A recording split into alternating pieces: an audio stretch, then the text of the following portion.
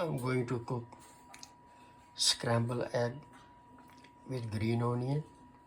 This is cilantro, 3 eggs, 1 small onion, and this is a green onion which I grow in home, and this 2 small green chili and little bit ginger. This is the one I basically grow in home 3 weeks ago, I think 2 or 3 weeks ago. I'm going to take a little bit bush. I'm going to use Caesar actually. So I'm going to use this one also. I'm going to cut it that. So it will grow again if I cut like that.